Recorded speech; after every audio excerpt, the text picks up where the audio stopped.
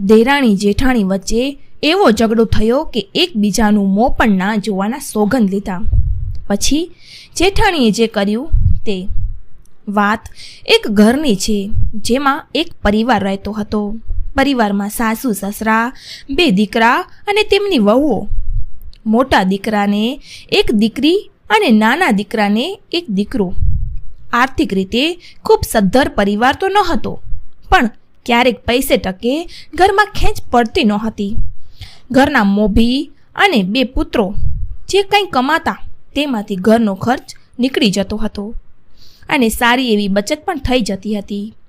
જીવન જરૂરિયાતની દરેક વસ્તુઓ અને સુવિધાઓ ઉપલબ્ધ હતી. અન્ય ઘરોની જેમ આ ઘરમાં પણ ક્યારે પરિવારના સભ્યો વચ્ચે નાની એવી તકરાર થઈ જતી હતી, પણ સમયની સાથે બધું સારું થઈ જતું હતું. પણ એક દિવસ પરિસ્થિતિ કંઈક વધારે જ અઘરી થઈ ગઈ હતી. ઘરના પુરુષો નોકરી ધંધે ગયા હતા. ઘરમાં સાસુ અને દેરાણી જેઠાણી અને બાળકો હતા. કોઈ વાતને લઈને દેરાણી જેઠાણી વચ્ચે ઉગ્ર બોલાચાલી થઈ ગઈ. તેમના અવાજ સાંભળીને બહાર ઓટલા પર બાળકોને રમાડી રહેલી સાસુ અંદર આવી. તેની સાથે બાળકો પણ અંદર આવ્યા. સાસુ અંદર જુએ તો દેરાણી જેઠાણી એકબીજા ઉપર આરોપો પ્રત્યારોપો લગાવી રહી હતી.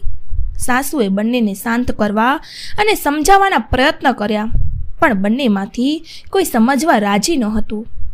મોટેથી થતા અવાજો અને પોતાની મમ્મીઓના ગુસ્સાવાળા હાવભાવ જોઈને બાળકો ગભરાઈ ગયા અને તેઓ રડવા લાગ્યા. હવે સાસુ બિચારી બાળકોને છાના રાખવાનો પ્રયત્ન કરવા લાગી. આ બાજુ દેરાણી જેઠાણી વચ્ચેનો મામલો એટલો વધી ગયો હતો કે બંને એકબીજાનું મોઢું પણ ન જોવાના સોગંદ લઈ લીધા અને પોતપોતાના રૂમમાં જઈને દરવાજો બંધ કરી દીધો. પછી સાસુએ બંને બાળકોને છાના રાખ્યા અને પાણી પાઈને પોતાના રૂમમાં રમાડવા માટે લઈ ગઈ. પછી પોતાના પતિઓને તેઓએ ફોન કરીને જાણ કરી દીધી. થોડીવાર પછી દેરાણીએ જેઠાણીના રૂમનો દરવાજો ખખડાવ્યો. જેઠાણીએ સહેજ ઊંચા અવાજે કહ્યું, "કોણ છે?" બહારથી દેરાણીનો અવાજ આવ્યો, "હું છું બહેન."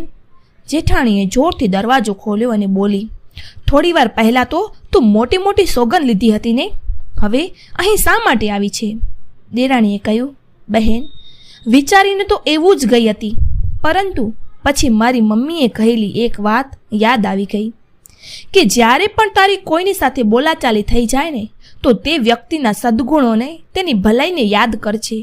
અને મેં પણ એવું જ કર્યું છે. અને મને તમારી પાસેથી મળેલો અપાર પ્રેમ યાદ આવ્યો. મને માફ કરી દો, મારાથી ભૂલ થઈ ગઈ છે અને હું તમારા માટે ચા લાવી છું. એ પીને ગુસ્સાને શાંત કરો." પછી શું હતું? બંને રડી અને એકબીજાને ભેટી પડી અને સાથે ચા પીવા લાગ્યા. સાસુ તેમની પાસે આવી અને બંનેના માથા પર વહાલથી હાથ ફેરવ્યા. તેમની આંખોમાં પણ આંસુ હતા. બંને વહુઓ થોડીવાર પહેલાં સાસુની વાત ન માનવા બદલ તેમની માફી માંગી. મિત્રો, જીવનમાં ક્રોધ ક્યારે પણ ક્રોધથી જીતી શકાતો નથી. તેને સમજણથી જીતી શકાય છે. અગ્નિથી અગ્નિ ઓલવાતી નથી, તે પાણીથી ઓલવાય છે. સમજદાર લોકો પ્રેમના 2 શબ્દો બોલીને બગડતી પરિસ્થિતિને સંભાળી લે છે. દરેક પરિસ્થિતિમાં સંયમ અને મોટું હૃદય રાખવું એ જ શ્રેષ્ઠ છે.